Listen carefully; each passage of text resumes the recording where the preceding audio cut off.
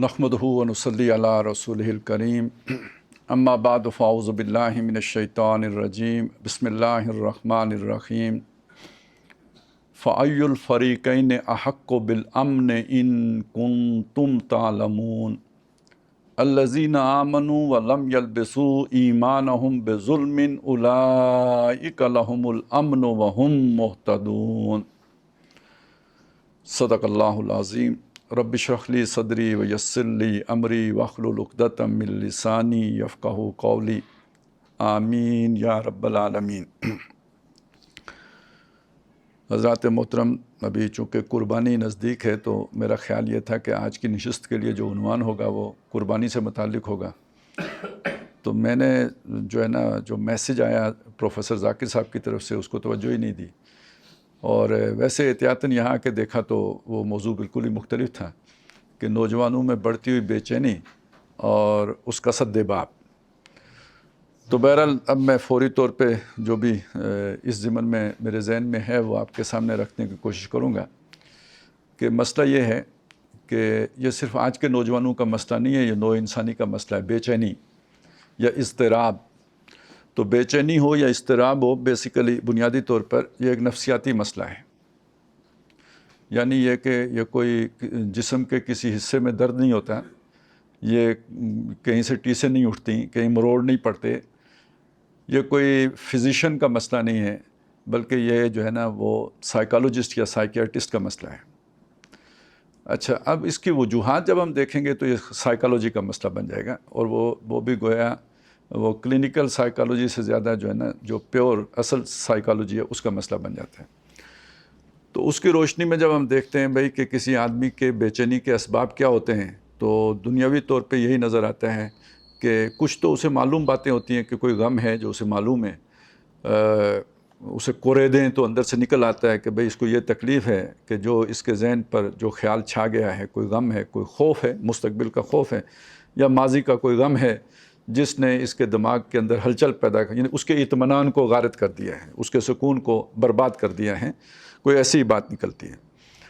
लेकिन बात इतनी सादा नहीं होती, बाज़ चीज़ें ऐसी होती हैं और बचपनी की होती हैं कि कोई महरूमी, कोई किसी वक्त पे कोई हादसा, कोई परेशानी ऐसी लायक होती है कि वो जाके लाशऊर में बैठ जाती है। लाशऊर में बैठ जाने का मतलब ये है कि बंदे को खुद नहीं पता कि क्या प्रॉब्लम है, लेकिन वो वहाँ से जैसे ना कोई छुप के पत्थर मारता रहता है और नज़र नहीं आता। जब हम कहते हैं जिन्नात जो है ना पत्थर मार के चले गए, तो इसी तरह इंसान के जहन के ऊपर ये लाशऊर में बैठी हुई नाआसूदा ख्वाहिशात जो होती हैं वो पत्थर बाजी करती रहती हैं। आदमी को अपनी बेचैनी का पता नहीं होता, और सबसे ज़्यादा जो प्रॉब्लम पैदा करती हैं वो इसी तरह की वो चीज़ें कर, जिनका पता होता है उनका कोई ना कोई तदारुक बंदा सोचता है, लेकिन ये कि जिस वजह का पता ही ना चले तो वो जो है ना उसका बहुत मुश्किल हो जाता है। इसीलिए घर के माहौल को पुरअमन रखना बहुत ज़रूरी होता है। अगर बच्चे को घर में अच्छा माहौल, अमन वाला माहौल ना मिले तो आप उसकी नफ्सियात को बर्बाद कर देते हैं, और आपको पता नहीं होता कि आप क्या तबाही फिर रहे हैं, और उस बच्चे को भी नहीं पता होता कि क्या हुआ, उसे बड़े होकर भी नहीं पता चलता कि उसकी जो आदतें बनी हैं ये किस वजह से बनी हैं, वो घर के उस गलत माहौल की वजह से बनी होती हैं। खैर, मैं सिर्फ इस वक्त ये नुक्ता वाज़ेह कर रहा था कि बुनियादी तौर पर यह नफ्सियाती मसला है, और इसका ताल्लुक़ लाशऊर, जो हमारी आज की नफ्सियात की जो भी ज़ुबान है उसमें हम कहेंगे कि इसका ताल्लुक़ लाशऊर, शऊर से ज़्यादा लाशऊर से होता है। अब ये तो एक जो है ना हमारा दुनियावी उलूम भी यहाँ तक तो पहुँच चुके हैं, उसकी ये तोजी करते हैं। बेइत्मीनानी, इज़्तिराब, बेचैनी, उसके असबाब ये होते हैं। ठीक है, अब उसमें वो कोई भी जो भी गम या खौफ होते हैं वो दुनिया की कोई चीज़ होती है, कोई किसी का कोई महबूब शय थी वो उसे नहीं मिली, किसी कोई शय उससे छिन गई, कोई उसकी ख्वाहिश थी जो पूरी नहीं हुई, यही कुछ होता है। लेकिन जब हम कुरान मजीद का मुताला करते हैं और हदीस नबवी सल्लल्लाहु अलैहि वसल्लम को देखते हैं तो इसकी बुनियादी वजह कोई और समझ में आती है, होती वो भी लाशऊर में ही है, उसका भी आपको इदराक नहीं होता। इसमें सबसे पहली वजह होती है इंसान की शनाख्त। देखें, एक हमारी दुनिया की शनाख्त है, शनाख्ती कार्ड के ऊपर एक तो वो लिखते हैं ना जी आपका फ़ोटो, ये एक शनाख्त है। दूसरा शनाख्ती निशान अगर कोई है तो, लेकिन ये कि नाम के बाद क्या आता है, والد کا نام کیوں آتا ہے؟ اس کا ہمارا شکل سے تو کوئی تعلق نہیں ہے، ہماری ظاہری شناخت کے ساتھ تو اس کا کوئی تعلق نہیں. تو آپ کو پتہ ہے کہ آپ کی شناخت کا ایک بہت بڑا ذریعہ آپ کے والد صاحب ہیں. اب آپ اس آدمی کا تصور کریں جس کو آپ کے اپنے باپ کا پتہ ہی نہ ہو، یا اس آدمی کا پتہ کریں کہ جس کا باپ ہے لیکن وہ انکاری ہوا، کہتے ہیں میرا بیٹا نہیں ہے. آپ ذرا اس کیفیت کو اپنے اوپر طاری کر کے دیکھیں، اب آپ کو پتہ چلے گا شناخت کیا چیز ہوتی ہے. سمجھ آئی نا میری بات؟ تو والد بھی آپ کی شناخت ہے. جن کو حاصل ہے انہیں نہیں پتا کہ یہ کتنی بڑی شناخت ہے. جن کو نہیں حاصل یا جو محروم کر دیے گئے ہیں اس سے، یہ تو ان سے پوچھئے نا کہ بھئی یہ شناخت کتنا بڑا مسئلہ ہوتا ہے. یعنی ایک مسئلہ یہ ہے کہ باپ آپ کو روٹی دیتا ہے، پالتا ہے، پوستا ہے، آپ کے لیے محنت، یہ ایک مسئلہ ہے. وہ نہ ہو تو چچا کر دیتا ہے، وہ نہ ہو تو کوئی اور کر دیتا ہے. لیکن اس سے بڑا مسئلہ شناخت کا مسئلہ ہے کہ آپ کے اگر والد کا پتہ ہی نہ ہو تو یہ بہت بڑا، جسے کہتے ہیں نا، ایک آئیڈینٹی کرائسس ہے جو پیدا ہو جاتا ہے، اور یہ انسان کو چین نہیں لینے دیتا. بے چینی کی بات آئی تھی نا، تو چین نہیں لینے دیتا. اب یہ میرے موضوع اس وقت کا موضوع تو نہیں ہے، لیکن یہ بے چینی کرتی کیا ہے؟ دنیا میں فساد پھیلانے والے اکثریت ان لوگوں پر مشتمل رہی ہے جو اس طرح کے لوگ تھے. یہ آپ ذرا پڑھیں گے نا، جو بڑے بڑے جاسوس گزرے ہیں، جنہوں نے دنیا میں بڑے بڑے جو ہے نا سازشیں کی ہیں، بڑے بڑے فساد پھیلائے ہیں، ان کی ہسٹری ٹریس کریں گے تو آگے جا کے پتہ چلے گا کہ یہ ابا جی کے تصور کے بغیر تھے. تو پہلی بات یہ سمجھ لیجئے کہ یہ بھی ایک شناخت کا ذریعہ ہے. تو وہ ایک جگہ پہ جھگڑا تھا، بس وہ ہمارے ایک ساتھی تھے، انہوں نے ایک خاتون تھی، انہیں اپنے والد صاحب سے بہت سی شکایتیں تھیں کہ انہوں نے یہ نہیں کیا، وہ نہیں کیا. آج کل تو اکثر وہی بے چینی یوں بھی نکلتی ہے، میرے باپ نے مجھے گاڑی لے کے نہیں دی، میرے باپ نے میرے لیے یہ نہیں کیا، اس طرح بھی ہو جاتے ہیں. تو وہ پروفیسر صاحب نے اس سے کہا کہ تمہارے باپ نے تمہیں آن کیا ہوا ہے کہ تم میری بیٹی ہو. تصور کرو اگر وہ یہ کہے کہ تم میری بیٹی نہیں ہو تو پھر تیرا کیا حشر ہو. اس کا سب سے بڑا احسان تمہارے اوپر یہ ہے کہ وہ مانتا ہے کہ تم میری بیٹی ہو. تو بس یہ بات سمجھ لیں کہ یہ اس کا ایک پہلو یہ ہے. لیکن قرآن یہ بتاتا ہے ایک پہلو اور ہے، وہ اس سے بھی بڑا ہے، اور وہ یہ ہے کہ تمہارا خالق کون ہے. خود بخود بن گئے ہو؟ انتم تخلقونہ، کیا اس کو تم نے خود بنایا ہے؟ والد خالق تو نہیں ہوتا. ہم نحن الخالقون، یا ہم خالق ہیں. یہ جو انسان کی اصل پہچان ہے وہ خالق کے ساتھ جڑ کر ہے. اب پتہ نہیں میں اس بات یہ نقطہ آپ پر واضح کر پاؤں گا یا نہیں کر پاؤں گا، لیکن آپ ذرا سوچیں، جو اس وقت ہمیں جو کچھ بھی معلوم ہے دنیا کے بارے میں، کائنات کے بارے میں، یہ ہماری زمین ہے. آپ اس زمین کے کسی ایک حصے میں، ویران حصے میں چلے جائیں، آپ کو ڈر لگنا شروع ہو جاتا ہے، خوف آنا لگتا ہے. ٹھیک ہے، کیونکہ کوئی دوسرا آپ کو اپنی نوع کا بندہ نظر نہیں آتا، ویرانہ ہے. خوف میں دن کو بھی خوف محسوس کریں گے، کرتے ہیں یا نہیں کرتے؟ یہ انسانی سرشتے ہیں. تو اس زمین کے اوپر ذرا آپ ذرا کھولیں، اس سے آگے بڑھیں تو نظام شمسی ہے، تو پھر گلیکسیز، تو پتہ نہیں کیا کیا، تو جو ہے نا وہ نوری سال. تو ویسے ہی مطلب ہم کدھر رہ رہے ہیں یار؟ کوئی بندہ پریشانی ہو جاتا ہے.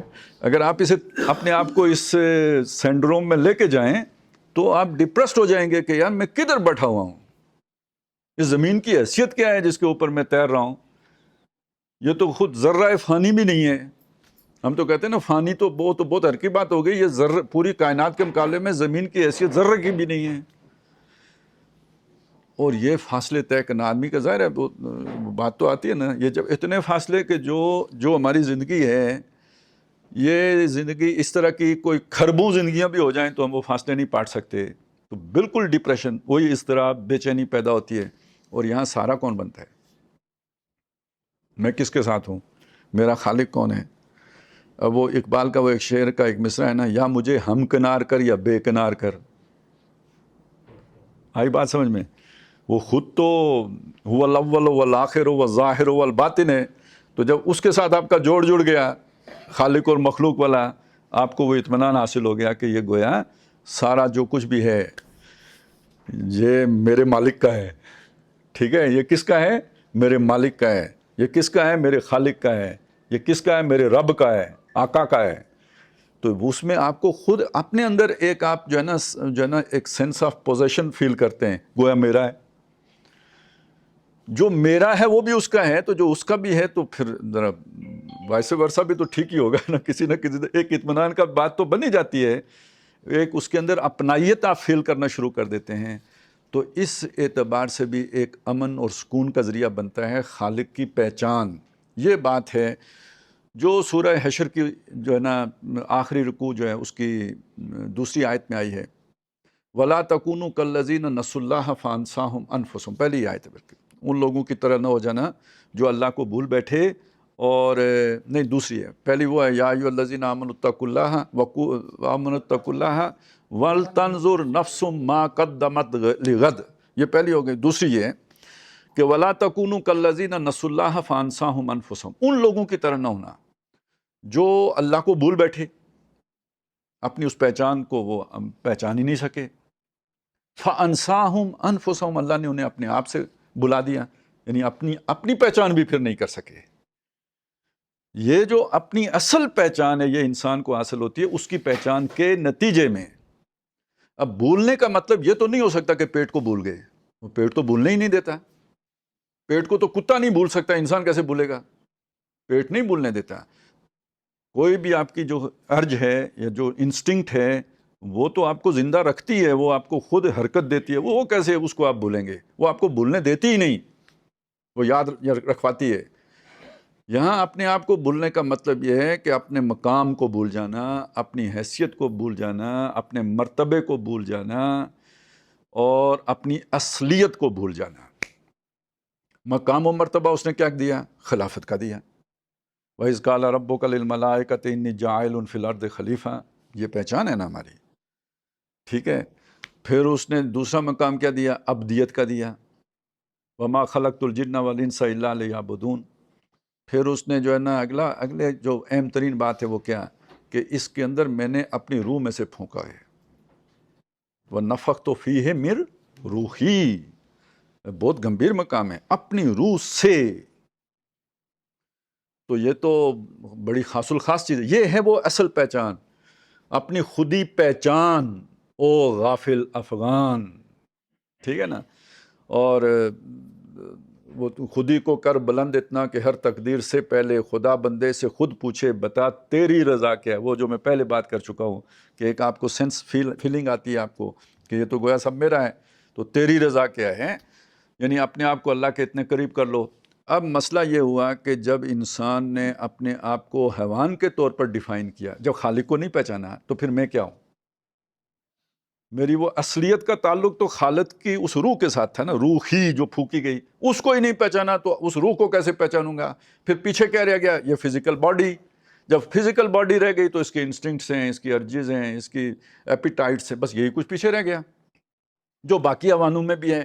تو میں بھی عوان ہوں، تو وہ بھی آبزرویشن میں تو یہ بات بالکل 100% ٹھیک ہے، میں بھی عوان ہوں، وہ بھی عوان ہے. باقی یہ فرق ہے کہ میرے بازو ہیں، ان کی 4 ٹانگیں ہوتی ہیں. یہ بھی مطلب وہ کوئی اتنا بڑا فرق نہیں ہے کہ بس آگے لگا دیں تو یہ بھی وہی ٹانگیں ہی بن جاتی ہے نا، بس تھوڑا سا سیدھا کر دیں تو یہ بازو بن گئے، اور آپ ذرا جھک جائیں آگے ٹیک دیں تو وہ ٹانگیں بن گئی. تو یہ تو کوئی بہت بڑا فرق نہیں ہے. جو ان کی خواہشات ہیں وہ میری خواہشات ہیں، جو ان کی جبلتیں ہیں وہ میری جبلتیں ہیں. تو میں بھی ایک عوان ہوں. البتہ اب دیکھیں آگے فرق کیا پڑا. ایک فرق یہ پڑا کہ وہ ذرا ارتقاء کے عمل میں پیچھے رہ گئے، میں ارتقاء کے عمل میں تھوڑا آگے نکل گیا ہوں. ایک فرق یہ، تو گویا ایک بہتر عوان ہوں، ایک ایوالوڈ اینیمل ہوں. ایک بات یہ ہو گئی، یہ فرق ہو گیا، امتیاز یہ ہوا. دوسرا امتیاز کیا ہے؟ دوسرا امتیاز یہ ہے کہ وہ بول نہیں سکتے، میں مطلب اپنے اظہار ما فی الضمیر کر سکتا ہوں. اس لیے اب آپ نے سنا ہوگا حیوان ناطق. تو کیا مانا آپ نے اپنے آپ کو؟ حیوان مان کے اس کے ساتھ صفت کیا لگا دی؟ ناطق کی. بھینس بول نہیں سکتی، بھینس کے آگے بین بجانا. سمجھ بھی نہیں سکتی، میں سمجھ بھی لیتا ہوں، میں بول بھی لیتا ہوں. یہ فرق ہے میرے اور حیوان. تو یہ صرف یعنی ایک امتیاز پیدا ہو گیا دوسرے حیوان کے ساتھ. وہ بنیاد تو نہیں تبدیل ہوئی، حیوان تو حیوان ہی رہا نا. اب اس میں اضافہ ہو گیا جی ایک اور سماجی حیوان. باقی حیوان ایک دوسرے کو سینگ مارتے ہیں، ٹھیک ہے، اور اس انہیں کوئی اپنے جوڑے کا بھی نہیں پتہ ہوتا. اکثر کا بعض کو تو خیر جوڑوں کا بھی خیال رکھتے ہیں، لیکن یہ کہ اکثر کو نہیں پتہ ہوتا.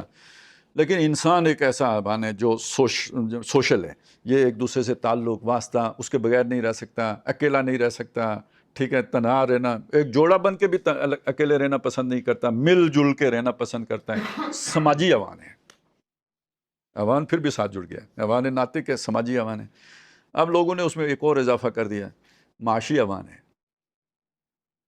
یہ پہلے نہیں تھا، یہ نئی ٹرم آئی ہے معاشی حیوان کی، اس لیے کہ باقی جو دانا چگ لیا کھا لیا، انسان فکر مند ہوتا ہے، پلان کرتا ہے، پروفیشن کیا ہے، کیریئر کیا ہے، یہ بہتر لائف کہاں سے ملے گی، یہ اس لیے یہ معاشی حیوان اس کے لیے جدوجہد کرتا ہے صبح سے شام تک۔ اصل میں مقصد حیات تو معاش ہی ہو گیا نا، تو جب مقصد حیات معاش بن گیا تو پھر معاشی حیوان ہی ڈیفائن ہوگا۔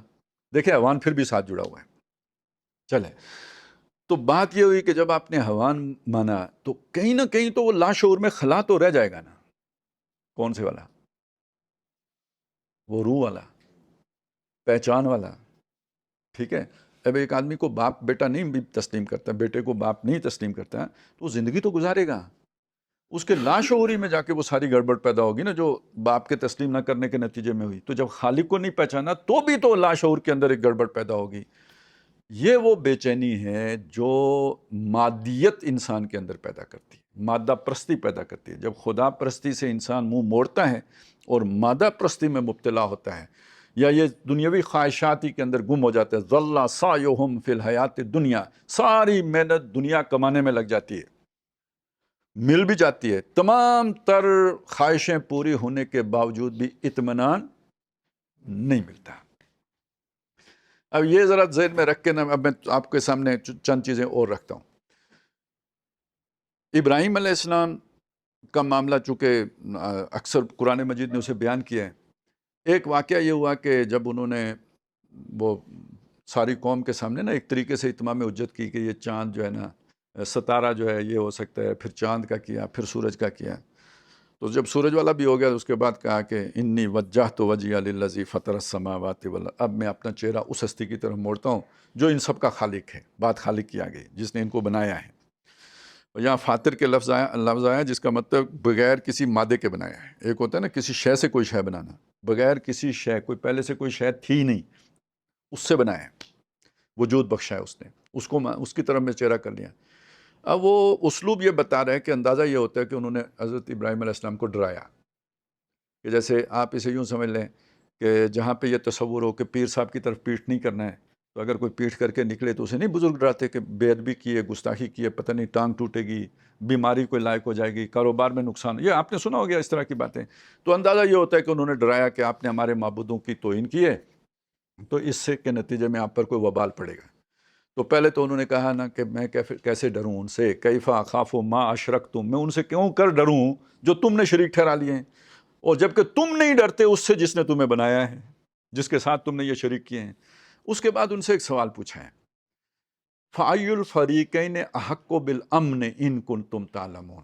دو فریق ہو گئے نا، ایک اکیلے ابراہیم علیہ السلام ہے اور دوسری طرف ساری قوم ہے، یہ دو فریق ہیں، اکثریت ایک، اکثریت ہی نہیں، سب ایک طرف، اکیلے ابراہیم علیہ السلام دوسری طرف، لیکن وہ کہہ رہے ہیں ہم دو فریق ہو گئے، فریقین، ایک فریق تم، ایک فریق میں۔ اور دیکھیں کتنا بڑا دعویٰ ہو گیا ہے، جو ہی اللہ سے تعلق بنا دعویٰ کتنا بڑا ہو گیا ہے، پوری قوم کے مقابلے میں اکیلا بندہ کہہ رہا ہے میں فریق ہوں، ٹھیک ہے۔ فَأَيُّ الْفَرِيقَيْنِ أَحَقُّ بِالْأَمْنِ، امن کا زیادہ حقدار کون ہے؟ وہ کہ ڈرا رہے تھے نا، انہوں نے کہا امن کے حقدار تم ہو یا میں ہوں، سوچنے کی بات ہے۔ ان کنتم تعلمون، تم بتاؤ اگر تمہیں معلوم ہے تو۔ ان کے جواب کا انتظار نہیں کیا، خود جواب دیا، الذین آمنوا، جو ایمان لائے، وَلَمْ يَلْبِسُوا ایمانہم بِظُلْمٍ، اور اپنے ایمان کو کسی شرک کے ساتھ آلودہ نہیں کیا، کسی قسم کے شرک کے ساتھ آلودہ نہیں کیا۔ شرک کی مختلف اقسام ہیں، کسی بھی قسم کو، نہ شرک فی ذات کیا، نہ شرک فی الحقوق کی، نہ جو ہے نا وہ کوئی اللہ تعالیٰ کی صفات میں کسی کو شرک کیا، تو یہ جو ہے نا نہ شرک فی الاطاعت کیا۔ تو ان میں سے ہم دونوں میں سے کون امن کا حقدار ہے؟ جس نے اپنے ایمان کو شرک کی آلائش سے آلودہ نہیں کیا۔ الذین آمنوا، ایمان لائے، ولم یلبسوا ایمانہم بظلم اولئک لہم الامن، یہ امن کے حقدار وہ ہیں، وہم مہتدون، اصل ہدایت پر بھی یہ لوگ ہیں۔ اب معلوم ہوا کہ امن جو ہے وہ کیا دیتے ہیں؟ امن کون دیتا ہے؟ ایمان دیتا ہے. یعنی اس آیت سے ہمارے سامنے بات کھل گئی. امن کا حقدار کون ہے؟ بے چینی سے نجات کس کو ملتی ہے؟ سکون کون پاتا ہے؟ جو ایمان لاتا ہے. ویسے ایمان کا لفظ بنا بھی امن سے ہی ہے. امن ثلاثی مجرد سے ہے اور ایمان ثلاثی مزید فی سے ہے. اور فرق کیا پڑا؟ یہ متعدی ہے، اور متعدی ہونا یعنی دوسرے پر مؤثر ہونا. یعنی امن کا مطلب ہے امن میں ہونا، اور ایمان کا مطلب ہے امن دینا. تو ایمان بندے کو امن دے دیتا ہے. یہ بات ذہن میں رکھیں. اسی بات کو قرآن مجید نے دوسرے انداز میں یوں فرمایا کہ الا بذکر اللہ تطمئن القلوب. یاد رکھو کہ اللہ کے ذکر سے دل سکون پاتے ہیں. اچھا، اب ذکر کا معنی ہم نے ایک خاص معنی لے لیا، ذکر لسانی کے طور پر لے لیا. یہ معنی ہے ذکر کا. قرآن مجید میں ذکر اس معنی میں لفظ استعمال ہوا ہے، لیکن عام طور پر اس کے ساتھ پھر اسم رب کا بھی آتا ہے. ذکر اسم رب، اپنے رب کے نام کا ذکر کرو، وہ پھر یہ آتا ہے. جب یہ مجرد ذکر آتا ہے تو یہ یاد دہانی کے اور معرفت اور پہچان کے معنی بھی دیتا ہے. انا نحن نزلنا الذکر وانا لہ لحافظون. یہاں یہ ذکر جو ہے نا، یہ قرآن مجید کے لیے آیا ہے یہ لفظ. اسی طرح ایک مقام ہے، یہ سورہ مجادلہ میں ہے، کہ وہ لوگ کہ جو اللہ کے سامنے جھوٹ بولیں گے ان کا ذکر ہے. بڑا اہم مقام ہے، حیران کر دینے والا مقام ہے کہ چلے میں اور آپ ایک دوسرے سے تو جھوٹ بول لیں، آپ اس بندے کا تصور کریں جو اللہ کے سامنے کھڑے ہو کے بھی نہ صرف جھوٹ بولے گا بلکہ قسم کھا کے جھوٹ بولے گا. یوم یجمعہم، جب انہیں جمع کرے گا یا سب کو اٹھائے گا، یبعثہم، تو وہ کیا کریں گے؟ فَيَخْلِفُونَ لَهُ كَمَا يَخْلِفُونَ لَكُمْ. اللہ کے سامنے بھی حلف اٹھا کے قسم کھا کے جھوٹ بولیں گے جیسے تمہارے سامنے قسمیں کھاتے ہیں. وَيَحْسَبُونَ أَنَّهُمْ عَلَىٰ شَيْءٍ. اتنی غلط فہمی میں مبتلا ہوں گے کہ وہ سمجھیں گے کہ ان کی قسم کوئی وزن رکھتی ہے. ان کے بارے میں آگے الفاظ آئے، استحوذ علیہم الشیطان. ان پر شیطان چھا گیا ہے، پوری طرح شیطان مسلط ہو گئے. فانساہم ذکر اللہ. اس شیطان نے ان کو اللہ کے ذکر کو بھلا دیا ہے. اب یہاں ذکر بھلا دینے کا کیا مطلب ہوگا؟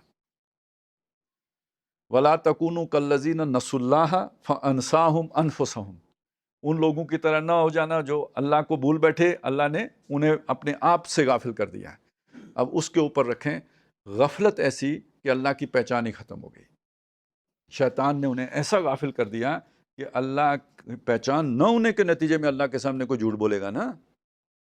میرے سامنے جو جھوٹ بولتا ہے اسے پتہ ہے، مجھے کیا پتہ، حلف اٹھا کے وہ جان بچا لے گا. اب ایک شخص اللہ کے سامنے جھوٹ بولتا ہے تو اللہ کو نہیں پہچانتا تو جو جھوٹ بولے گا. اگر اللہ کو پہچانتا ہوتا تو جرت ہی نہ کرتا اللہ کے سامنے جھوٹ بولنے کی. گناہگار ہونا، اللہ کے احکام کو توڑنا ایک علیحدہ مسئلہ ہے. یہ والی کیفیت ایک بالکل علیحدہ مسئلہ ہے. قیامت کے دن کچھ ایسے لوگوں کا بھی معاملہ ہے کہ جن کو جب اللہ تعالیٰ ان کا وہ کر کے تو اس کے بعد کہیں گے کہ جاؤ دوزخ میں جاؤ. کوئی جھوٹ نہیں بولیں گے، بلکہ یہ کہ فرشتوں کو پکڑ کے بھی دوزخ میں نہیں ڈالنا پڑے گا، وہ خود چل پڑیں گے. اللہ تعالیٰ بلا کے پوچھیں گے، باقیوں کو تو پکڑ کے ڈال رہے ہوں گے نا، ظاہر ہے جو جسے قید ہو، کوئی کبھی خود بھی جیل گیا ہے، ادھر ہی سے گرفتار ہو کے تو لے جا کے حوالے کرتے ہیں، تو یہی منظر وہاں کا بھی ہوگا. تو اللہ تعالیٰ ان سے پوچھے گا تم خود چل پڑے کیوں؟ تو کہیں گے اللہ زندگی میں تو تیرا کوئی حکم نہیں مانا، تو اب ہم تیرے حکم کے مطابق بس جو تیری مرضی اس کے مطابق کریں گے. خیر وہ ایک علیحدہ مسئلہ چھڑ جائے گا، میں باقی آگے روکتا ہوں. لیکن آپ کو اتنی بات بتا دوں کہ ایسے لوگ بھی ہوں گے کہ جو سمجھیں گے کہ اللہ کے سامنے جھوٹ نہیں بولنا چاہیے، جو سمجھتے ہوں گے کہ اللہ کی بات ماننی چاہیے تھی، ہم نے نہیں مانی تو غلطی کی. لیکن ایسے بھی ہوں گے اللہ کے سامنے کھڑے کہ جو اس کے سامنے قسمیں کھا کے جھوٹ بولیں گے اور یہ سمجھیں گے کہ ہماری بات کے اندر کوئی وزن ہے، یہ قبول کی جانی چاہیے. یہ اب ذکر کا ایک معنی یہ بھی ہو گیا، یاد ہی نہیں رہا، بلکہ ذکر کا معنی پہچان اور معرفت بھی ہو گیا. تو یہ جو اللہ کی معرفت ہے یہ انسان کو سکون دیتی ہے. محض اللہ کرنے سے نہیں ضروری کہ سکون حاصل ہو جائے. جتنی معرفت بڑھتی چلی جائے گی اتنا سکون ایک قلبی حاصل ہوتا چلا جائے گا. الذین، یہ کون ہوتے ہیں؟ اللہ کے ولی کون ہوتے ہیں؟ الذین آمنوا، جو ایمان لائے، وکانوا یتقون، اور گناہوں سے بچتے رہتے ہیں. بس یہ دو شرطیں بیان کی گئی ہیں.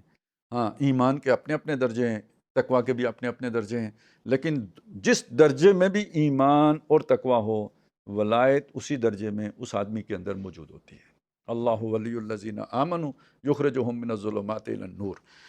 تو وہ جو کہیں لاشعور میں ایک خلا ہوتا ہے، ایک کمی ہوتی ہے اپنے رب کو نہ پہچان سکنے کی وجہ سے، یا اس سے مضبوط تعلق قائم نہ کر سکنے کی وجہ سے، وہ انسان کو اطمینان کا سانس نہیں لینے دیتی، بے چینی رہتی ہے۔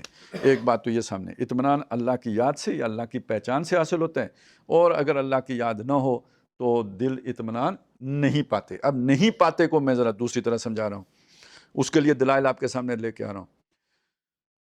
ایک آیت ہے، یہ سورہ زخرف کی آیت ہے، فرمایا وَمَنْ يَعْشُ عَنْ ذِكْرِ الرَّحْمَنِ، وہی ذکر کے الفاظ آئے، جو رحمان کے ذکر سے اعراض کرتا ہے، یعنی غافل رہتا ہے اللہ کی یاد سے اور اللہ کی پہچان سے، نقیض لہو شیطان، اس کے لیے ہم ایک شیطان مقرر کر دیتے ہیں، فہو قرین، وہ اس کا دوست بن جاتا ہے۔ قرین اصل میں وہ دوست جو بالکل متصل جڑ گیا ہو، قرن جو ہے نا وہ ساتھ ملا ہوا، یوں سمجھ لیں جسے آج کل عام طور پہ ہمزاد کہہ دیتے ہیں، تو ہمزاد ایک فرشتہ بھی ہو سکتا ہے، کرامن کاتبین، یہ بھی تو ہمزاد ہی ہے نا، ساتھی ہوتے ہیں، اور ہمزاد یہ شیطان بھی ہو سکتا ہے، یہ جو ساتھ مسلط کر دیا، تو وہ اس کے ساتھ ایک جو ہے نا قرین ہم لگا دیتے ہیں۔ وَإِنَّهُمْ لَيَصُدُّونَهُمْ عَنِ السَّبِيلِ، یہ قرین کیا کرتے ہیں، وہ انہیں سیدھی راہ سے بھٹکا کے دور لے جاتے ہیں، واپس اب انہیں آنے کا موقع نہیں دیتے۔ وَيَحْسَبُونَ أَنَّهُمْ مُهْتَدُونَ، یہ اپنے تئیں سمجھ رہے ہوتے ہیں ہم ہدایت پر ہیں، جیسے اللہ کے سامنے کھڑے ہو کے جھوٹ بول کے سمجھیں گے کہ ہماری چل جائے گی، ایسے ہی یہاں بے ہدایتیں ہو کے سمجھیں گے کہ ہم ہدایت پر ہیں۔ مت کس نے ماری؟ اس شیطان نے ماری۔ وہ کس نے مسلط کیا؟ اللہ نے کیا۔ کیوں کیا؟ وہ دل جب اللہ کی یاد سے خالی ہوا، خلا پیدا ہوا، ادھر شیطان نے تھوتنی لگا دی۔ خلا تو نہیں ہے، یہ دل ایک ایسی، یوں سمجھے نا، وہ انسٹرومنٹ ہے، یا جیسے یہ آپ یہاں پہ رکھ دیں نا، ایک گلاس رکھ دیں، پانی تو آپ نہیں ڈالیں گے تو ہوا آکسیجن تو آئے گی، آپ آکسیجن سے تو اسے نہیں بچا سکتے جب تک کہ اسے کسی طرح کوئی اسپیشل کور کر کے سک کر کے آکسیجن نکال نہ دیں، تو وہ تو اس کے اندر ہی رہے گی۔ اسی طرح دل میں کچھ نہ کچھ غیر مرے ہی رہے گا۔ اللہ ہے تو ٹھیک ہے، اللہ نہیں ہے تو پھر شیطان آئے گا، یہ خالی نہیں رہ سکتا۔ یہ ہے وہ بات جو یہاں پہ، اب جب شیطان آ جائے گا، ایک تو وہ ہدایت سے دور رہ جائے گا، انسان جتنا اپنی اصل سے دور ہوتا چلا جاتا ہے، بے چینی بڑھتی چلی جاتی ہے۔ کل شیء یرجع الی اصلہ، ہر شے اپنی اصلیت کی طرف رجوع کرنا چاہتی ہے۔ جب وہ اپنی اصلیت سے، جیسے گھر سے دور ہوتے ہوئے دل بے قرار ہوتا ہے، تو اسی طرح اپنی اصلیت سے جتنا آپ دور ہوں گے، اپنے مرکز سے دور ہوں گے، بے چینی کی ایک وجہ تو یہ بن جاتی ہے۔ ایک دوسری وجہ بھی ہے، یہ شیطان بھی بے چینی پیدا کرتے ہیں۔ اب اصل میں نفسیاتی بیماریوں کا آغاز یہاں سے ہوتا ہے، جب شیطان اس کے اندر بے چینی کا اضافہ کر دیتے ہیں۔ اس سے پہلے جو ہے نا، دیکھیں کوئی بھی نفسیاتی بیماری ہے، اس کی جو ابتدائی علامات ہیں وہ ہر آدمی کے اندر ہوتی ہیں، وہ نارمل چیزیں ہیں۔ وہ اب نارمل جب ہو جاتی ہیں، جب وہ نفسیاتی بیماری بنتی ہے نا۔ اب نارمل بنانے کے پیچھے شیطانوں کا ہاتھ ہوتا ہے۔ یہ سورہ مریم میں الفاظ ہیں، الم تر انا ارسلنا الشیاطین علی الکافرین تعوذہم عزا، کیا آپ نے نہیں دیکھا کہ ہم شیطانوں کو بھیجتے ہیں کافروں کی طرف؟ اب یہاں کافر کا مطلب اگر آپ وہ لے لیں گے کہ جو بالکل جنہوں نے انکار کر دیا، تو وہ تو ہے ہی ہے، لیکن جو دم خالی او دم کیا ہے، جو دم غافل او دم کافر والی بات ہے۔ تو اب وہ اگر آپ اسے اس میں سامنے رکھیں گے، تو وہ جو خالی دل ہے جس میں شیطان نے ڈیرے ڈال لیے ہیں، اس دل کے اوپر اب شیطان اپنے جو ہے نا ایڑ لگائے گا، اس کو جو ہے نا پش کرے گا، اسے دھکے دے گا، اور اس کے اندر خواہشات پیدا کرے گا، حل مم مزید کی خواہش پیدا کرے گا۔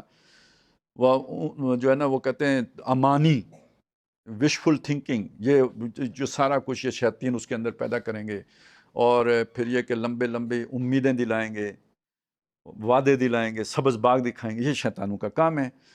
اب یہ جو حسرتیں ہوتی ہیں نا، یہی تو پھر ساری نفسیاتی مسائل کا وہ بنیاد بنتی ہیں۔ میں یہ حاصل کر لوں، میں وہ حاصل کر لوں، وہ جب حاصل نہیں ہوتا، خاص طور پہ نوجوانوں کی آپ نے بات کی ہے، تو یہ اس میں تو اتنے تجربہ بھی نہیں ہوتا، ابھی انسان کی نفسیاتی طور پر اتنی پختگی بھی نہیں ہوتی، کچا ذہن ہوتا ہے، چیزوں کو آئیڈیالائز کرتا ہے۔ اب ایک آدمی نے فرض کریں یہ طے کر لیا، بچے نے ٹین ایج میں ہی، کہ میں نے باہر جانا ہے۔ اب اگر اس نے محنت بھی کی، اس کا سارا کچھ درجہ بدرجہ ٹھیک جا رہا تھا، 19 تک تو معاملہ ٹھیک رہا، 20ویں پہ جا کے کوئی اچانک ایسا واقعہ پیش آ گیا کہ قسمت کی خوبی دیکھیے ٹوٹی کہاں کمر، 2-4 ہاتھ جب لبے بام رہ گیا، تو کیا آپ اس کے بعد وہ نارمل ملے گا آپ کو؟ بہت کم بچے ہیں جو اس کے بعد نارمل رہ سکیں، ان کے اندر پوری زندگی کے لیے اب نارملٹی آ جاتی ہے۔ بالکل شروع ہی میں دھکا لگ گیا نا، نہیں آگے بڑھ سکا، وہ بچ جاتے ہیں۔ جو چلتے چلتے بہت دور تک پہنچ گئے، کسی اپنی خواہش کے حصول کے بالکل قریب تک پہنچ گئے اور پھر نہیں ملی، وہ نہیں سنبھل پاتے۔ تو اب فرض کریں جو شیاطین ان مقاصد کے لیے ابھارتے ہیں، ان کا عاشق بناتے ہیں، اور پھر جب وہ ملتے نہیں تو اس کے بعد پھر جو ایک یوں مایوسی، غم، تکلیف کی جو صورت بنتی ہے، وہ ساری زندگی کا روگ بن جاتے ہیں، بیماری بن جاتی ہے، اور وہ پھر کبھی چین نہیں لینے دیتی۔ اب یہ میں نے ایک طرف سے آپ کو سمجھا دیا کہ یہ صرف اتنا ہی مسئلہ نہیں ہوتا، یہ صرف انسانی حد تک محدود بات نہیں ہے۔ ہمارا اطمینان اور ہمارا عدم اطمینان، اطمینان کے ساتھ خدا کا تعلق جڑا ہوا ہے، اور عدم اطمینان کے ساتھ شیطان کی جو ہے نا وہ ترغیب و تشویق جڑی ہوئی ہے۔ اب آ جائیں تیسری چیز کی طرف، ایمان کے جو نا ایمان اور امن کے ساتھ، یہ چیز تو میں نے آپ کو بتا دی تھی۔ اب اگلی بات کہ چلیں کوئی بہت بڑی خواہشات تو آپ نے نہیں پالی، چھوٹی موٹی خواہشیں تو سب کی ہوتی ہیں، گھر ہونا چاہیے، ضرورت ہے۔ اب ہم تعیشات کی بات نہیں کر رہے، اب ہم بات کر رہے ہیں ضروریات کی، جو نا لگژریز کی بات نہیں کر رہے، نیڈز کی بات کر رہے ہیں۔ روٹی 2 وقت کی سب کو چاہیے، اچھا ابھی تو کھا لی، شام کی نہیں ہے، چین ہوگا؟ چلیں آج کی ہے، کل کی نہیں ہے، چلیں 15 دن کا تو خرچہ ہے، 15 دن سے آگے کا نہیں ہے، اچھا اس مہینے کا خرچہ ہے، گھر کے کرائے کے پیسے نہیں ہیں، یا گھر کے کرائے کے پیسے ہیں، بجلی کے بل کے پیسے نہیں ہیں، جس کی یہ مجبوری ہوگی اسے چین ہوگا؟ اس کو بھی کوئی چین نہیں۔ اور یہ تقریباً سب کے مسائل ہیں۔ اچھا ایک اور مسئلے مسائل ہیں جن سے کسی کو بھی مفر نہیں، کیا امیر کیا غریب، مثلاً ماں ہر ایک کی ہوتی ہے، امیر غریب سب کی، سبھی تقریباً ماں سے محبت بھی کرتے ہیں، آخر اس نے مرنا ہوتا ہے ایک دن، جدائی، کسی کا جوان بچہ فوت ہو جاتا ہے، کسی کی بیوی فوت ہو جاتی ہے، کسی کا میاں فوت ہو جاتا ہے، یہ ہوتا ہے یا نہیں؟ حادثے ہوتے ہیں یا نہیں؟ ایکسیڈنٹس، اور پارٹنگز آر آلویز پینفل، یہ جو جدائیاں ہوتی ہیں ہمیشہ تکلیف دہ ہوتی ہیں، اور ان سے مفر ہی نہیں، رستگاری ہی نہیں۔ کون ہے جس کو اس غم سے نہ گزرنا پڑا ہو؟ کاروباری نقصانات، اور پھر جو اب ہمارا معاشرہ جس طرح کے بن گیا ہے، روز کی آپ بل جمع کرانا جائیں تو ٹینشن، یعنی سب کچھ ہے پھر بھی ٹینشن، کیوں؟ کوئی قانون پر عمل نہیں ہے، کوئی اصول نہیں ہے، کوئی ضابطہ نہیں ہے، یہ سارے حالات۔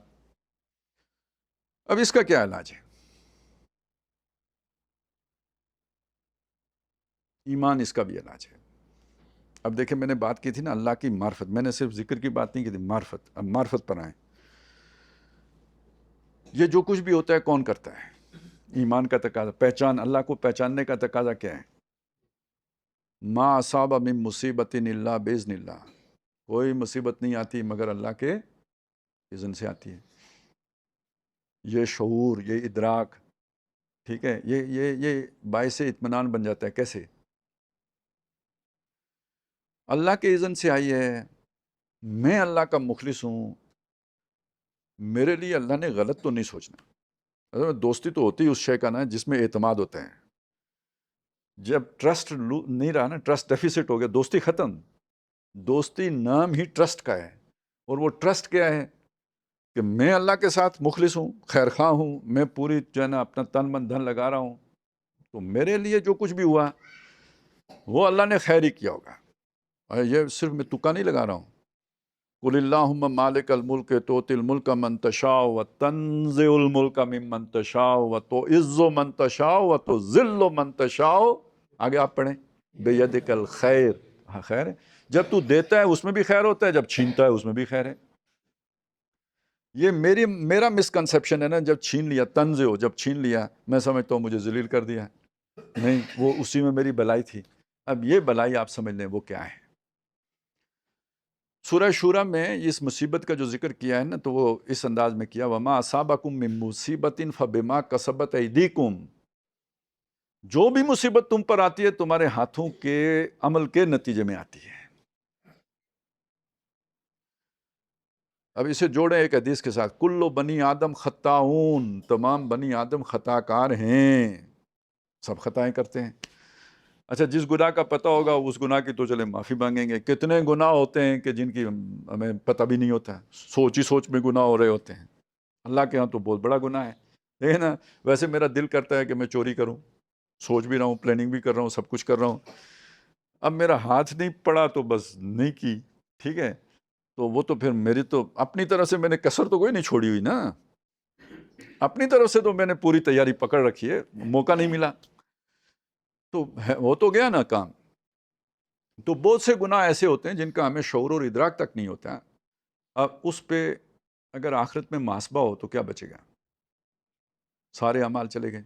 بعض لوگوں کے ساتھ یہ ہوگا دنیا میں جن کو ان کی غلط کاریوں کی سزا نہیں ملی، تو وہ جب آخرت میں ایک آدمی کا ذکر آیا، حضور صلی اللہ علیہ وسلم نے بلکہ پوچھا صحابہ سے، میری امت کا غریب آدمی کون ہے، مفلس کون ہے؟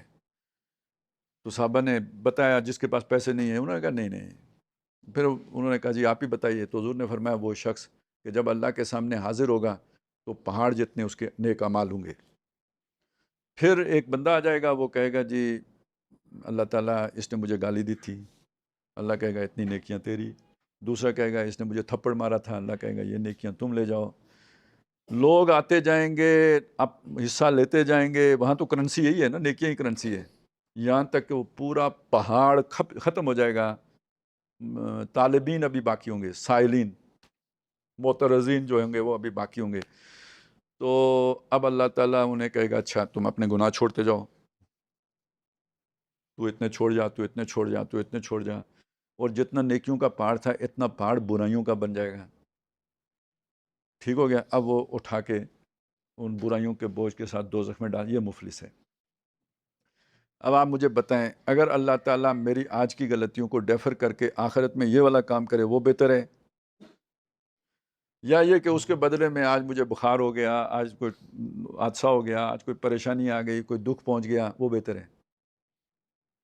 اور ایک بات اور آپ کو بتاؤں، وہ یہ ہے کہ یہ بھی اللہ کے نبی صلی اللہ علیہ وسلم نے فرمایا کہ انسان نیک اعمال کر کے وہ مقام حاصل نہیں کر سکتا جتنا تکلیفوں اور شدائد و مصائب پہ صبر کر کے اللہ تعالیٰ اسے جس مقام تک پہنچا دیتے ہیں.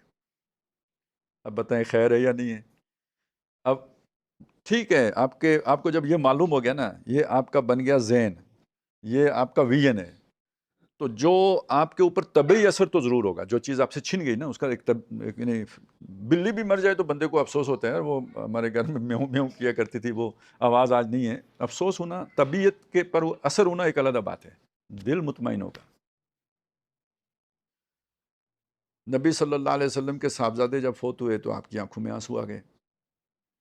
اب جو صحابہ یہ ساری باتیں جانتے تھے تو ان میں سے ایک جو پوری نہیں جانتے تھے، ایک حصہ جانتے تھے، تو انہوں نے نبی صلی اللہ علیہ وسلم سے مطلب استفہامیہ انداز میں یہ بات کہی، حضور آپ کی آنکھوں میں آنسو؟ تو فرمایا ہاں، آنکھیں روتی ہیں، دل مطمئن ہے اللہ کے فیصلے پر. تو یہ دو بالکل علیحدہ چیزیں ہیں.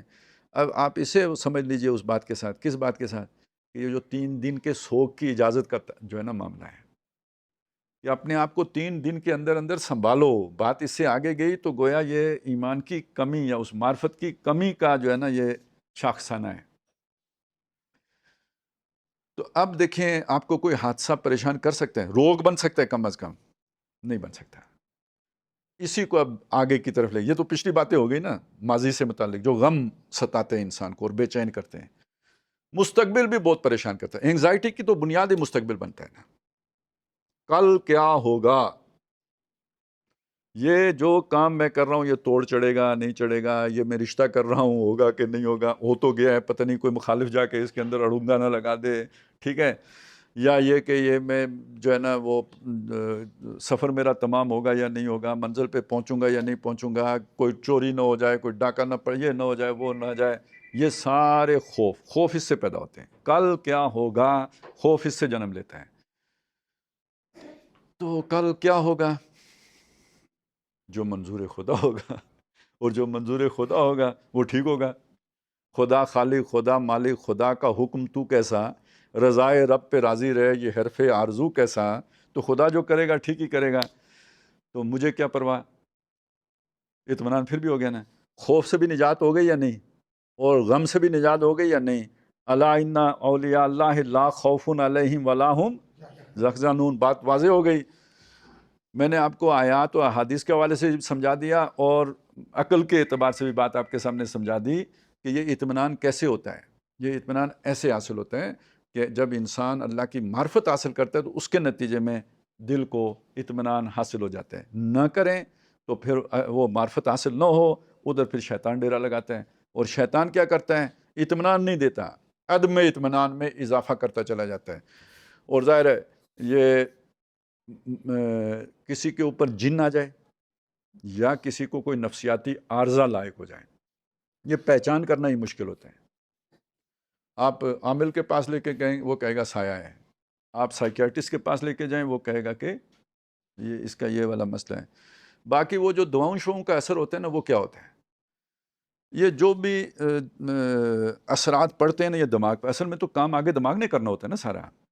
یہ باقی کیمیکل جو خارج ہو رہے ہوتے ہیں یا جو بھی پیچھے سے علامات ہو رہے ہوتے ہیں وہ تو کسی اور جگہ سے آ رہے ہوتے ہیں، لیکن آگے فنکشننگ جو ساری ہوتی ہے وہ دماغ کی ہوتی ہے. اس دماغ کو ڈم کر دو، اس کو ذرا ڈل کر دو، اس کو ذرا تھوڑا سلو کر دو، تو بس وہ پھر فریکوینسی وہ رہتی ہی نہیں، تو وہ ایک سکون دوسری طرح حاصل ہو جاتا ہے. ظاہر ہے یہ ایک جیسے کوئی بندہ تڑپ رہا ہو تو اسے اندر سے تو سکون حاصل نہیں، لیکن آپ نے چارپائی پہ باندھ لیا ہے تو وہ سکون میں نظر آنا شروع ہو جائے گا. تو وہ وہی کام دوائیوں کے ذریعے سے ہو جاتے ہیں. تو بات یہ ہے وہ دوائیاں بھی مؤثر ہو جاتی ہیں اور بعض اوقات دم درود بھی مؤثر ہو جاتا ہے، لیکن اصل بات یہ ہوتی ہے جو میں نے آپ کے سامنے رکھی ہے. اسی میں آج کی دنیا میں جو ایک نئی جو حرص اور ہوس بڑھ گئی ہے نا، اس کی وجہ بھی سمجھیں. پہلے اتنی دنیا تھی نہیں، کیا تھا جی، زمین ہے اس پہ ہل چلانا ہے، جنگل ہے اسے لکڑیاں کاٹ کے لانی ہے، اور چولہا جلانا ہے. جتنی آپ کی ضرورت ہے اتنی لکڑیاں ہوں تو کافی ہے. اپنی اس زمین کا اناج ہے جو آپ نے پورا سال چلانا ہے، اسی سے کچھ ساگ ترکاری وغیرہ ہے وہ نکال کے آپ نے کھا پی لینا ہے. اللہ اللہ خیر سر. کپڑے پہننے ہیں، جو جوتے ہوئے تو ٹھیک ہے، نہیں ہوئے تب بھی خیر ہے. مطلب جوتے بھی کوئی وہ اتنی بڑی پرابلم نہیں تھی. وہ ایک ہوتی تھی وہ بنا لیتے تھے، یہ جو ہوتا ہے چاولوں کی جو وہ اس سے بھی بنا لیتے تھے عارضی سے جوتے، وہ بھی چل جاتے تھے. تو اب تو زندگی جو ہے نا بہت ہی سہولت والی تو ہو گئی ہے. ہر شے جو ہے نا ہمیں میسر. شداد کو کیا جنت میں میسر تھا جو اس نے بنائی تھی، ہمیں تو ہمارے گھر واقعتاً جنت ہے. لیکن دیکھیں ہر شے کی قیمت ہے جو ادا کرنی پڑتی ہے، اس کے بغیر نہیں ملتی. بیڈ بھی پیسوں کا آتا ہے تو ٹیبل بھی پیسوں کا آتا ہے، تو ایئر کنڈیشن بھی پیسے مانگتا ہے اور گاڑی بھی پیسے مانگتی ہے، اور یہ اس کے لیے پھر محنت کرنی پڑتی ہے، اس کے بغیر تو نہیں ہوتا.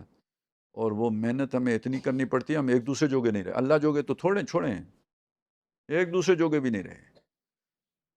اب وہ بیٹھ کے گپے مارنے کا ٹائم نہیں ہے. میاں بیوی کے ساتھ آپس میں جو ہے نا وہ بات چیت کرنے کا ٹائم نہیں ہوتا. بچوں کو ٹائم دینے کے لیے ماں باپ کے پاس نہیں ہوتا. اور جو زیادہ ذرا اپنی زندگی اچھی سوچتے ہیں کہ بھئی ہم نے اور بہتر زندگی بسر کرنی ہے، وہ زندگی کا جو ہے نا وہ اسے اور کیا کہیں تیا پانچا اس طرح کرتے ہیں کہ دونوں نوکری کر لیتے ہیں. اب نہ ان کے پاس ٹائم ہے نہ ان کے پاس ٹائم ہے. شام کو دونوں تھکے ہوئے آئے تو اس میں کیا کوئی بات چیت ہوگی تو لڑائی ہی ہو سکتی ہے. بات چیت کوئی مطلب خوشگوار موڈ میں بات چیت کا تو کوئی موقع ہی نہیں ہے. رہ کے تو وہ ایک اتوار بچا. تو چونکہ بہرحال ابھی تک ہماری سوشل لائف بھی کسی نہ کسی درجے میں ہے، تو اتوار اس سے بھی زیادہ مصروف ہو جاتے ہیں، کیونکہ وہ فلانا فوتگی ہو گئی تھی، فلانا جو ہے نا شادی ہے، فلانا یہ ہے، وہ سارا اس کی نظر ہو گیا. اپنے گھر کے لیے تو ٹائم بچا نہیں. تو اب آپ دیکھیں نا جب ہم اس دنیا میں اس طرح کھبیں گے تو اطمینان کدھر سے پھر حاصل ہوگا. نہ اب آپ کی عام جو جبلت کو جس سیٹسفیکشن کی ضرورت ہے وہ بھی میسر نہیں رہی. نہ آپ کو آرام پورا میسر ہے، نہ آپ کو جو نا صحیح صحت میسر ہے، نہ ہی آپ کو گھر کی جو ایک دوسرے سے سکون کا معاملہ ہے نا کہ شادی کا ایک مقصد جو ہے نا وہ سکون بھی ہے، نہ وہ سکون میسر ہے، نہ اولاد کو والدین سے جو ہے نا وہ خوشی میسر ہو رہی ہے، نہ کھیلتا دیکھ کر والدین آنکھوں کی ٹھنڈک جو ہے نا وہ پا رہے ہیں. تو یہ دنیا کی اس دوڑ نے بے چینی میں لاکھوں گنا اضافہ کر دیا ہے. اور الا ماشاء اللہ دیکھیں اکثر و بیشتر ہماری دینی ایکٹیویٹی بھی اب دنیا کی خاطر ہو گئی ہے. مطلب جو مذہبی گھرانے ہیں وہ بچے کو نماز پڑھانے کی تلقین کر کے کہتے ہیں بعد میں جو ہے نا دعا کرنا امتحان میں نمبر اچھے آ جائیں. ٹھیک ہے نا, خدا محنت جو ہے نا اس کا پھل دے. تو اصل بات تو پھر وہ ہو گئی نا ساری. ذہن کیا بنایا ہم نے؟ دنیا بنانے کا بنایا. تو یہ بات جب یہاں تک پہنچ گئی ہے تو پھر دیکھیں دنیا کے پیچھے چین نہیں ملتا. اب میں آپ کو چند مثالیں اور دے دیتا ہوں. آدم علیہ السلام کے 2 بیٹے تھے, حابیل اور قابیل. دنیا کے کسی مسئلے میں ان کے درمیان جو ہے نا وہ کوئی دنیا کا مسئلہ تھا جو بون آف کنٹینشن بنا, تو چین پھر نہیں رہا. ایک قتل ہو گیا, فساد فی الارض کی صورت بن گئی. دوسرے کو چین مل گیا, نہیں وہ بھی بے چین ہو گیا کہ بھائی کو قتل کر دیا. اسی وقت آتا ہے نا پھر وہ مایوس ہو گیا. جب دنیا کی دوڑ لگتی ہے تو چین رخصت ہو جاتا ہے, کیونکہ وہ حاصل کرنا ہے. حاصل کر پاؤں گا یا نہیں کر پاؤں گا, اینزائٹی. حاصل کر لیا ہے بچا سکوں گا یا ہاتھ سے نکل جائے گا, اینگزائٹی. اور اس کے جو فرض کریں کوئی نکل گیا ہاتھ سے یا نہیں مل سکا تو غم. وہ نوکری مجھے ملنی تھی, وہ پتہ نہیں کوئی سفارشی وہاں پہ بھرتی ہو گیا. اب ساری زندگی وہ میں سے غرض نشاط کس روح سے کو ہے, ایک گونا بے خودی مجھے دن رات چاہیے. وہ سکون نہیں لینے دیتا وہ واقعہ, تو اس لیے پیتا ہوں. ٹھیک ہے نا. تو اب یہ ساری چیزیں جو ہے نا, اب اس کے یہ جو اسلام نے خودکشی حرام کی ہے, نشہ حرام کیا ہے, تو خودکشی بھی اسی خوف اور غم کی انتہا کا نتیجہ ہے. نشہ بھی اسی کا, جو ہے نا غم مٹانے کے لیے نشہ کیا جاتا ہے نا. وہ کیا ہے, چھین لے مجھ سے حافظہ میرا, یاد ماضی عذاب ہے یار, اب چھین لے مجھ سے حافظہ میرا. تو وہ اب حافظہ تو نہیں چھینتا, وہ یاد ماضی تو آ کے کچوکے لگاتی ہے. تو پھر وہ اب کیسے چھینا جائے؟ کوئی اور صورت نہیں ہے سوائے اس کے کہ کو لگے دم تو مٹے غم. تو یہ ساری یعنی آپ یہ دیکھیں اطمینان نہ نشے سے ہے نہ حصول دنیا کی دوڑ سے ہے, بلکہ یہ چیزیں بڑھاتی ہیں. اور نہ ہی خودکشی کرنے سے کوئی جو ہے نا وہ وقتی مسئلہ حل ہوتا ہے. اب تو گھبرا کے یہ کہتے ہیں کہ مر جائیں گے, مر کے بھی چین نہ پایا تو کدھر جائیں گے, وہ آگے کا مسئلہ تو پھر بھی کھڑا ہی ہے نا. تو اس اعتبار سے جو قرآن مجید ہمیں سبق دیتا ہے چین کا, امن کا, سکون کا, وہ اللہ سے تعلق کے نتیجے میں نصیب ہوتا ہے. جتنا وہ گہرا ہوتا چلا جائے, جتنی اللہ کی معرفت بڑھتی چلی جائے, اتنا ہی انسان کو سکون ہوتا چلا جاتا ہے. یہ جو میں آخری بات کہی ہے بس اس کے حوالے سے میں آپ کے سامنے قرآن مجید کی ایک سورت کا تھوڑا خلاصہ سا پیش کر دیتا ہوں. سورۃ الفجر ہے, اس کے درمیان میں اس کا مرکزی مضمون ہے یہ کہ دنیا میں نشیب و فراز ہوتے ہیں, اونچ نیچ آتی ہے, کبھی خوشی ہوتی ہے کبھی غم ہوتے ہیں, اور یہ امتحان کے لیے ہوتا ہے. اللہ کو پہچانیں گے تو دنیا کو امتحان سمجھیں گے, اللہ کو نہیں پہچانیں گے تو دنیا کو ریوارڈ سمجھیں گے. ٹھیک ہے, اس وقت پوری دنیا کو ریوارڈ ہی سمجھ رہے, محنت کرو گے پھل پاؤ گے, یہی سمجھ کے کام ہو رہا ہے نا. اللہ کے نقطۂ نظر سے دیکھو تو دنیا امتحان کے لیے ہے. وہ بات یہاں سمجھائی, فَأَمَّا الْإِنسان, یہ جو انسان ہے, اِذَا مَبْتَلَاهُ رَبُّهُ, جب اس کا رب اس کا امتحان لیتا ہے, امتحان کی خاطر اسے فَأَكْرَمَهُ وَنَعَمَهُ, اسے خوب عزت بھی دیتا ہے, نعمتیں بھی دیتے ہیں, ہوتی امتحان کے لیے. فَيَقُولُ رَبِّي أَكْرَمَنِ, وہ سمجھتا ہے میرے رب نے مجھے عزت دے دی ہے. یہ ریوارڈ نہیں تھا, یہ امتحان تھا, یہ غلط سمجھا. وَأَمَّا إِذَا مَبْتَلَاهُ, اور جب اسے دوسری طرح آزماتا ہے, فَقَدَرَ عَلَيْهِ رِزْقَهُ, ناپ تول کے دینا شروع کرتا ہے, فَيَقُولُ رَبِّي أَهَانَنِ, میرے رب نے میری بےزتی کر دی. کلا, بالکل غلط کہتے ہیں, ایسا نہیں ہے. اب یہ اللہ کو مانتا ہے. دیکھیں اس نے یہ نہیں کہا کہ مجھے جو ہے نا دولت کی دیوی نے دولت دی ہے, اس نے یہ نہیں کہا کہ وہ مجھ سے جو کسی دیوتا نے چھین لی ہے, اس نے اللہ نے دیا ہے. لیکن اللہ کی پوری معرفت نہیں ہے کہ اللہ کا دنیا کا منصوبہ کیا ہے. اس وجہ سے اسے وہ غلط فہمی ہو گئی, پریشان ہو گیا. اگر اسے اللہ کے منصوبے کا پتہ ہوتا تو اسے وہ اطمینان ہوتا ہے، رضائے رب پہ راضی رہتا ہے، من یؤمن باللہ یہدی قلبہ، اس کا دل مطمئن رہتا ہے اس بات کے اوپر۔ اب یہ وہ شخصیت ہے جس کو اس پہ اطمینان ہو جاتا ہے کہ اچھے برے دن دونوں، یعنی اچھے جب بھلے دن آئے زیادہ شکر گزار بن جائے، اللہ کی نعمتوں کا قدردان اور شکر گزار بن جائے، اور جب مصیبتیں مصائب پریشان کن دن آئے صابر بن جائے، صبر کرنے والا بن جائے۔ صبر ایوب کی مثال کیوں دی جاتی ہے؟ انہوں نے تو اللہ سے کوئی گلہ نہیں کیا، وہ تو نہیں مایوس ہوئے۔ یہ مثال اس لیے، یہ دونوں امتحان کی صورتیں ہیں، کبھی دے کے آزماتا ہے، کبھی لے کے آزماتا ہے۔ جب دے تو شکر کرو، جب لے تو صبر کرو۔ اب یہ آدمی مطمئن آدمی ہوگا یا نہیں؟ سوچے نا، اطمینان والا ہے یا نہیں؟ آخر میں خطاب کس سے ہے جب وہ یہ بندہ واپس لوٹے گا اپنے رب کی طرف؟ یا ایتھا النفس المطمئنہ، اے وہ جان جو اطمینان سے تھی۔ یعنی ایمان کا لازمی نتیجہ یہ والا اطمینان ہے۔ یہ اگر نصیب ہے تو ایمان ہے، یہ اگر نصیب نہیں ہے تو یہ نہ سمجھ لیجیے گا کافر ہے۔ کافر کی شرائط علیحدہ ہیں، آج کل یہ وضاحت علیحدہ کرنی پڑتی ہے، نہیں تو بندہ تلوار نکال کے نہ کہتا ہے چل بھائی یہ تو کافر ہے، اس کو ختم کرو، ٹھیک ہے؟ تو اب تو کلمہ بھی کام نہیں آتا، لہذا یہ بات سمجھ لیں، یہ نہیں اس سے کوئی کافر نہیں ہو جاتا، لیکن وہ جو ایمان کی وہ گہرائی ہے نا وہ نصیب نہیں ہوتی، تو امن اور سکون عکارت ہو جاتے ہیں۔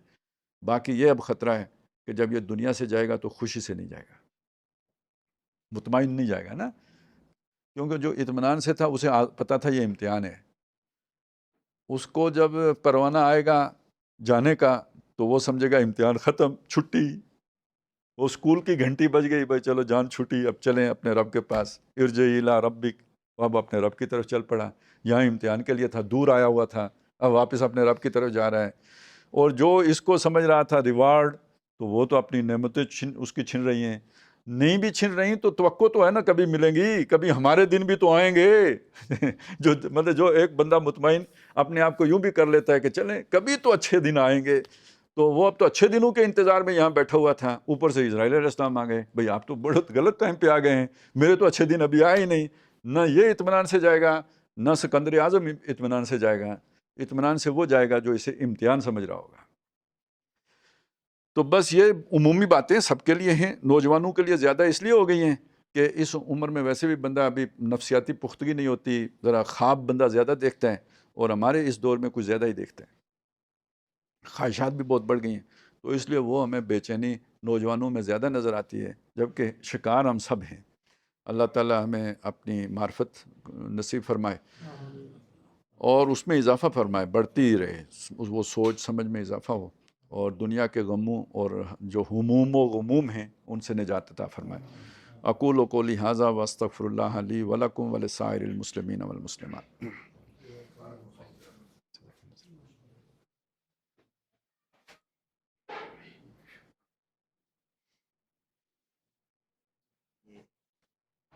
بات تو میں بہت واضح طور پر آپ نے ارشاد فرما دی، بالکل ہوئی ہے ایمان کی